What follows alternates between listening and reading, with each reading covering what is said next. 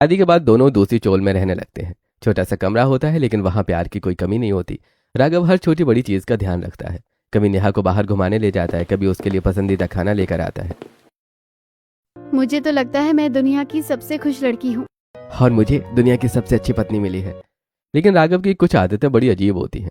कई बार रात को नेहा के सो जाने के बाद वो बाहर आकर बैठ जाता है। उसके हाथ में कुछ कागज होते हैं जिन्हें वो बहुत ध्यान से पढ़ता रहता है। उसे देखकर कोई भी कह सकता था कि साधारण कूड़ा बीनने वाला नहीं है। एक रात, राघव, अरे तुम जाग गई? कूड़ा बिनने के अलावा भी कुछ काम करते हो क्या? ये पढ़ाई क्या करते रहते हो? क्या कूड़ा बीनने वाले का कोई सपना नहीं होता? मेरा पढ़ने का बहुत मन करता है, इसलिए हर वक्त पढ़ता रहता हूँ जब टाइम मिलता है। मुझे तो तुम बड़े खुफिया लगते हो, समझ ही नहीं आता कि क्या करते रहते हो। तुम्हें इतना दिमाग लगाने की जरूरत नहीं है। मैं ऐसा कुछ नहीं कर रहा हूँ जिससे हमारे रिश्ते पर कोई असर पड़े। नेहा मुस्कुरा देती है और उसके कंधे पर सिर रख देती है। भगवान, अगर मैं कुछ गलत कर रहा हूँ तो मुझे अभी रोक दो। ये लड़की मुझे बहुत ज्यादा प्यार करने लगी है, और सच कहूँ तो मैं भी इसे बहुत पसंद करने लगा हूँ। अगले दिन दोपहर में राघव के फोन पर कॉल आती है। स्क्रीन पर नाम चमकता है मुकुल भैया। हेलो भैया। अरे यार, तू तो फोन ही नहीं करता। हाँ? मम्मी कह रही थी कि तुझे घर आए हुए कई दिन हो गए हैं। अरे यार काम से बाहर हूँ। पापा ने तो तुम्हें काम के बारे में बता दिया होगा ना। यार लेकिन अपना ध्यान रखना, ये लोग कहीं कुछ कर ना दे तेरे साथ। कम से कम 2 बॉडीगार्ड तो रख ले। अरे यार, बॉडीगार्ड की क्या जरूरत है? मैं अकेला ही इन पर भारी हूँ। तुझे पता नहीं मैं बचपन में कितना लड़ाई करता था?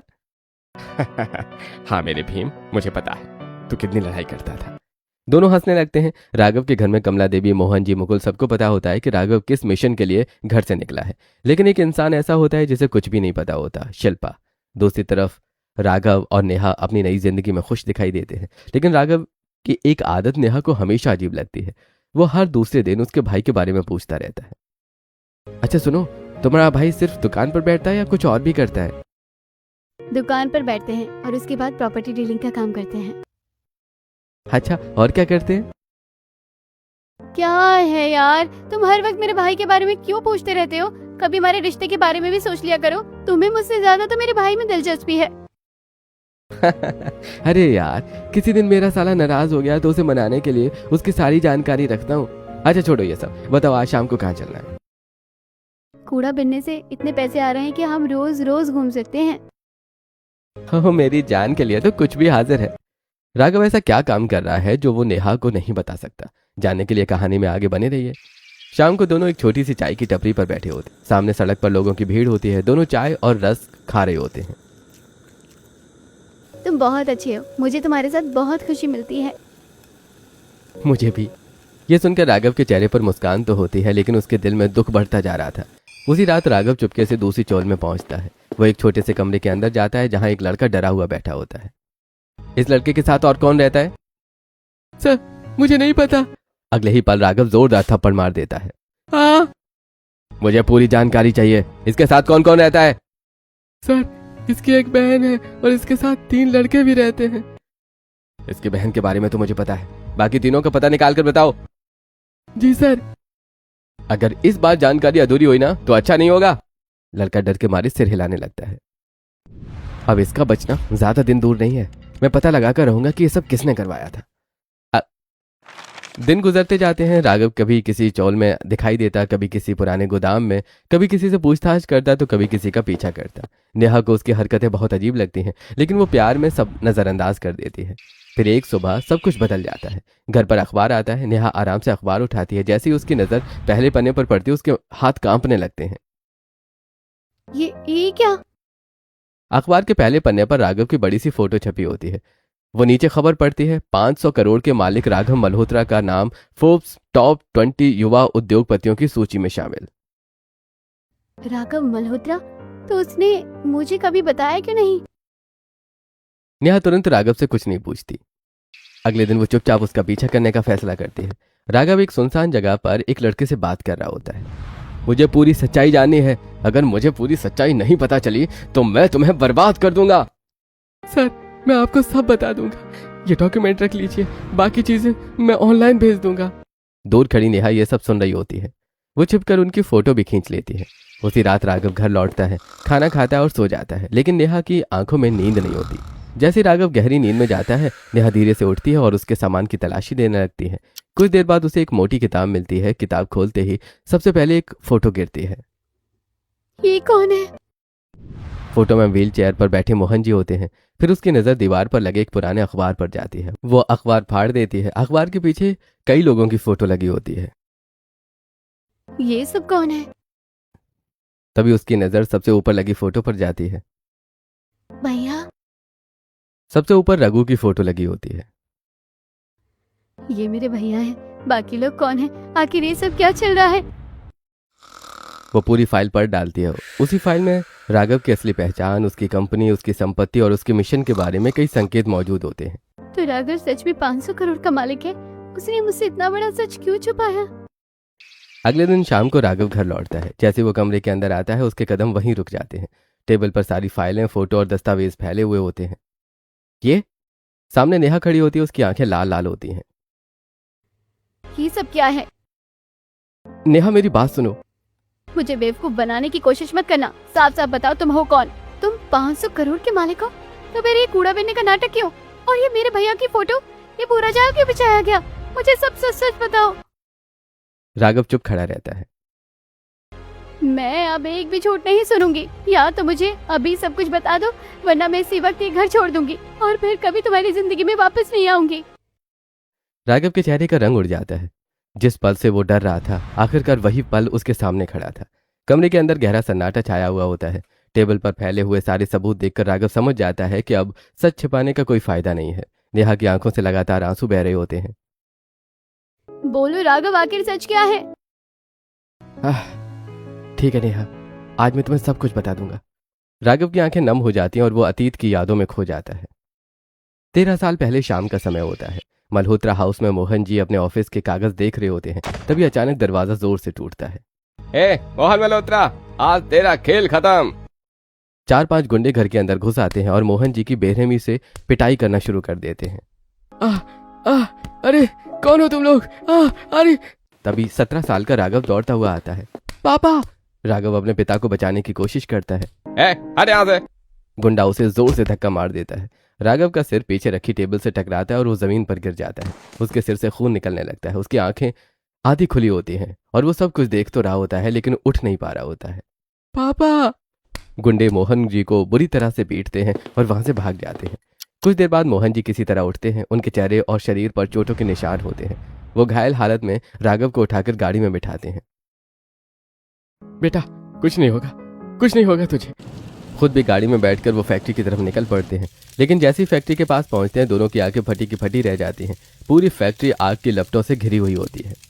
मेरी फैक्ट्री! अगले ही पल मोहन जी बेहोश होकर जमीन पर गिर जाते हैं। अरे भाई जल्दी चलो, मालिक को क्या हो गया? कर्मचारी दोनों को तुरंत अस्पताल लेकर जाते हैं। अस्पताल में डॉक्टर उनका इलाज करते हैं। देखिए, हमें अफसोस है, मोहन जी की रीढ़ की हड्डी को गंभीर नुकसान पहुंचा है। अब इन्हें जिंदगी भर व्हील चेयर का सहारा लेना पड़ सकता है। ये सुनकर कमला देवी फूट फूट कर रोने लगती है। भगवान, ये क्या हो गया? राघव अपने पिता को व्हील चेयर पर देखकर गुस्से से कांपने लगता है। आपको इनका बहुत ध्यान रखना होगा। इनकी हर छोटी बड़ी इच्छा पूरी करनी होगी। उस रात अस्पताल के बाहर खड़ा राघव आसमान की तरफ देखता है। मैं उन लोगों को नहीं छोड़ूंगा जिन्होंने मेरे पापा की ये हालत की। उन्हें सजा दिला कर रहूंगा, और अगर कानून उन्हें सजा नहीं देगा तो मैं खुद दूंगा। समय बीतता है। अब राघव 27 साल का हो चुका होता है। मुकुल विदेश में कंपनी का बिजनेस संभाल रहा होता है, जबकि राघव अपने माता पिता के साथ रहता है। पापा, अब मुझे भी फैक्ट्री संभालनी है। मैं बड़ा हो चुका हूँ। बेटा, मुझे कोई दिक्कत नहीं है, लेकिन मैं चाहता हूं कि तू थोड़ा और इंतजार कर। जिन लोगों ने मुझ पर हमला किया था, उनकी नजर अब मेरे वारिस पर होगी। उन्हें धोखे में रहने दे। दुनिया को लगने दे कि मैं अभी भी कंपनी में ही संभाल रहा हूँ। तू चुपके से कंपनी के काम देखता रहना। मैं तुझे खोना नहीं चाहता। पापा, आप चिंता मत करो, मैं उन सबको ढूंढ निकालूंगा। इसके बाद राघव घर से ही ऑनलाइन मीटिंग करने लगता है। जब भी फैक्ट्री जाता, मास्क लगाकर जाता। एक दिन वो पुराने नौकर रामू काका से बात करता है। रामू काका, सच सच बताओ, फैक्ट्री में इतना नुकसान कैसे हो रहा है और हमारी फैक्ट्री पर किसकी नजर है? मालिक, अगर सच सुनना चाहते हो तो सुनिए। फैक्ट्री के मैनेजर और HR मिलकर खेल कर रहे हैं। मैंने खुद उनकी बातें सुनी है। वो लोग कह रहे थे कि बेसमेंट में अवैध काम चल रहा है, कंपनी का पैसा भी गलत कामों में लगाया जा रहा है। अच्छा, तो ये खेल चल रहा है। अगले दिन राघव वेटर का भेष बनाकर फैक्ट्री के बेसमेंट में पहुंचता है। वहां कई संदिग्ध लोग बैठे होते हैं, मैनेजर और एचआर भी वहां पर मौजूद होते हैं। राघव दूर खड़े होकर सब देख रहा होता है, तभी उसकी नजर एक चेहरे पर पड़ती है। ये कौन है? वो चेहरा रघु का होता है। राघव देखता है कि मैनेजर कुछ दस्तावेज और पैसों से जुड़े कागज रघु को दिखा रहा होता है। तो इसका कनेक्शन यहां तक है। उस दिन के बाद राघव ने फैसला कर लिया था कि वो पूरी सच्चाई का पता लगाएगा। घर लौटकर वो सारी बात अपने परिवार को बताता है। पापा, वो बहुत बड़ा खेल चल रहा है, हमें पुलिस के पास जाना चाहिए। बेटा, ऐसे लोग आसानी से नहीं पकड़े जाते, उनके पीछे पूरा नेटवर्क होता है। अगर हमने जल्दबाजी की तो बाकी के लोग हम पर हमला कर देंगे। तो क्या हम कुछ नहीं करेंगे? मैं जवान होकर भी अपने पिता का बदला नहीं ले सकता हूं क्या? करेंगे, लेकिन अपनी पहचान छुपाकर। किसी को पता नहीं चलना चाहिए कि तू राघव मल्होत्रा है। ठीक है पापा, मैं अपनी पहचान बदल दूंगा। और तुझे जो भी मदद चाहिए मैं करूंगा। तभी से पूरा परिवार राघव के मिशन के बारे में जानता था, सिर्फ शिल्पा को छोड़कर। राघव की बात खत्म होते ही कमरे में फिर सन्नाटा छा जाता है।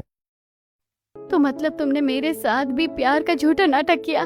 तुम मेरे जरिए मेरे भाई तक पहुंचना चाहते थे, इसलिए मेरे करीब आए थे ना? शुरू में हाँ। यह सुनते ही नेहा का दिल टूट जाता है। मुझे पता था, मैं सिर्फ एक मोहरा थी। नहीं नेहा, बात अब वैसी नहीं है।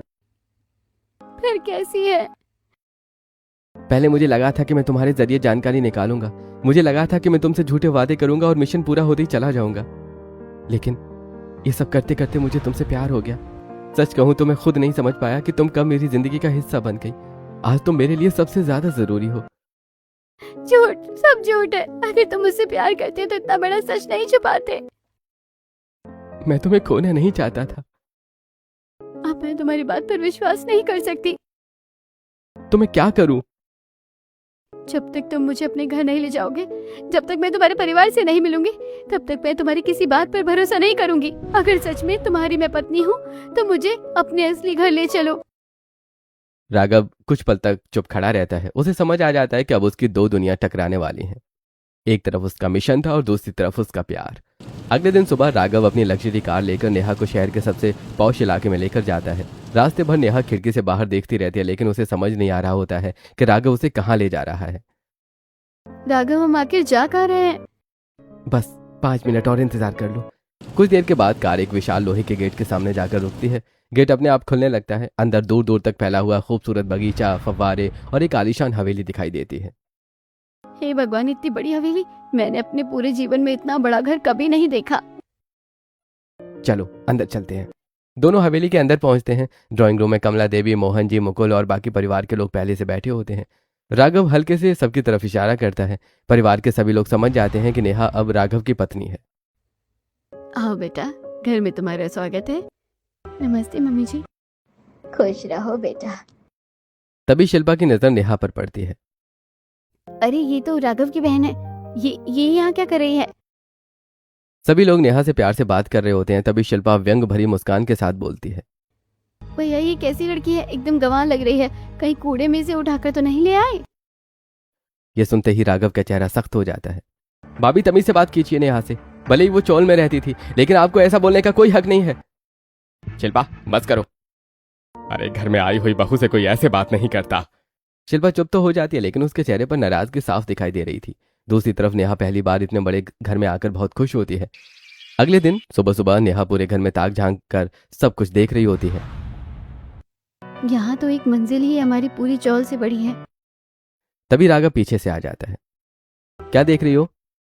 मैं तो अभी भी यकीन नहीं कर पा रही हूँ, क्या ये सब सच है?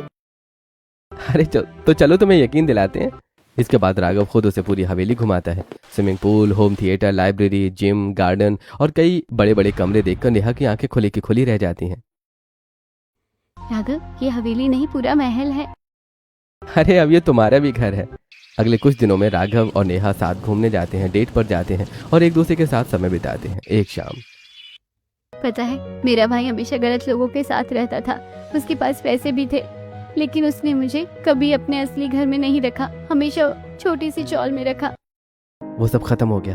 आज से तुम्हारा असली घर यही है। सच? हाँ, हमेशा के लिए। धीरे धीरे नेहा पूरे परिवार का दिल जीत लेती है। वो कमला देवी का ख्याल रखती है, मोहन जी की दवाइयां समय पर देती है और घर के हर सदस्य की मदद करती है। लेकिन एक इंसान ऐसा होता है जिसे नेहा की मौजूदगी बिल्कुल पसंद नहीं आती, शिल्पा। एक दिन सभी लोग ड्राइंग रूम में बैठे हुए होते हैं। मम्मी जी, ये 2 कौड़ी की लड़की इस घर में कैसे आ सकती है? हमें इसका बैकग्राउंड तक नहीं पता नहीं कहाँ से आई है, और आप लोगों ने इस पर आंख बंद करके भरोसा कर लिया। बेटा, मेरा बेटा किसी लड़की को चुनकर लाया है तो मुझे उस पर पूरा भरोसा है, और जिस लड़की ने इतने कम समय में सबका दिल जीत लिया तो वो बुरी नहीं हो सकती। अगर इसने मेरा राज खोल दिया तो ये लोग मुझे घर से निकाल देंगे। इसके बाद शिल्पा हर दिन किसी न किसी बहाने नेहा को परेशान करने लगती है। कभी ताने मारती है, कभी उसके कपड़ों का मजाक उड़ाती है, कभी उसके पुराने जीवन को लेकर बातें सुनाती है। एक दिन नेहा आखिरकार परेशान होकर उससे सवाल कर बैठती है। दीदी, आपको मुझसे इतनी चिढ़ क्यों होती है? जब घर के सभी लोगों ने मुझे अपना लिया है तो आपको क्या परेशानी है? क्योंकि तू गांव और चौल में रहने वाली गंदी नाली की कीड़ी है और तू मुझे बिल्कुल पसंद नहीं है। ये सुनते ही नेहा का चेहरा गुस्से से लाल हो जाता है। दीदी, एक दिन आपको मुझे एक्सेप्ट करना ही होगा। हाँ, सपने मत देख, क्योंकि इस घर में या तो आपका सच रहेगा या फिर मैं, और बहुत जल्द आपको भी पता चल जाएगा कि मैं आखिर क्या कहना चाहती हूँ। नेहा की बात सुनकर पहली बार शिल्पा के चेहरे का रंग उड़ जाता है। उसे महसूस होने लगता है कि नेहा शायद उसके बारे में कुछ ऐसा जानती है जो पूरे घर की तस्वीर बदल सकता है।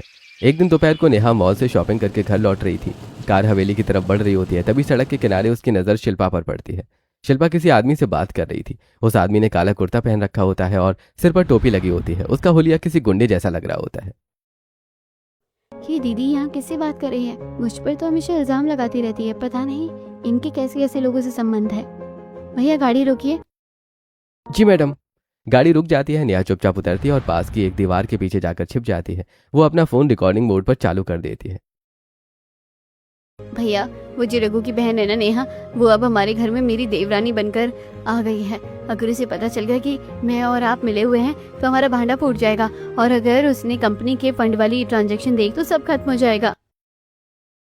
अरे, ऐसे कैसे पता चलेगा उसे? मुझे अपनी बहन पर पूरा भरोसा है, तो बस उसे अपने कब्जे में रख।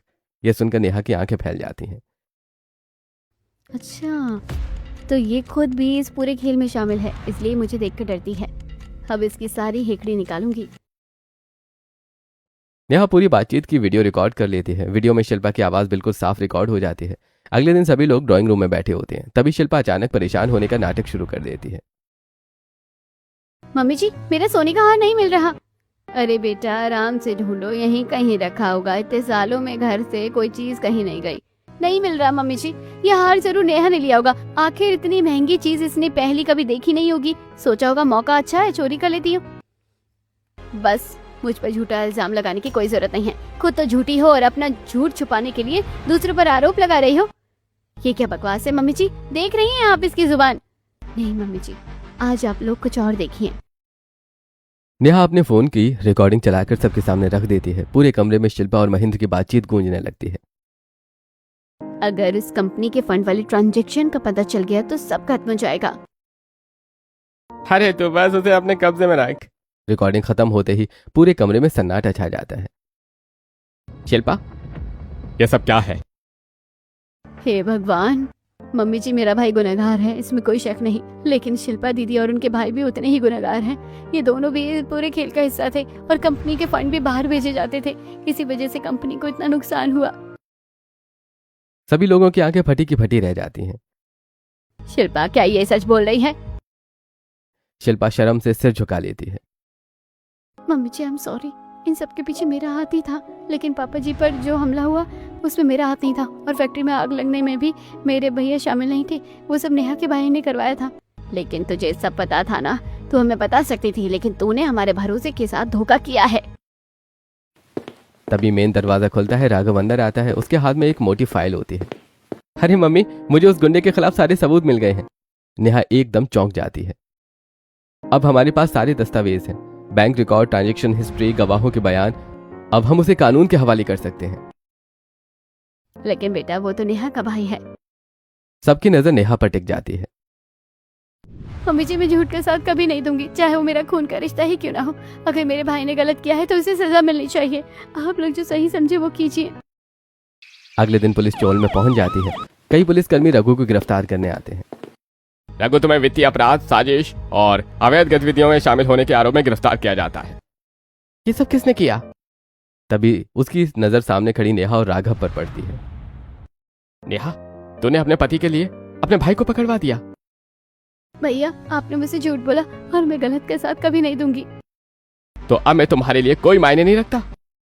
ऐसा मत कहिए, आप मेरे भाई थे और रहेंगे, लेकिन जो गलत है वो गलत है।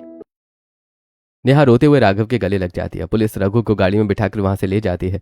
रघु आखिरी बार पलटकर अपनी बहन को देखता है और फिर पुलिस की गाड़ी आगे बढ़ जाती है। एक झूठ को छुपाने के लिए 100 झूठ बोलने पड़ते हैं, लेकिन सच ज्यादा देर तक नहीं छिप सकता।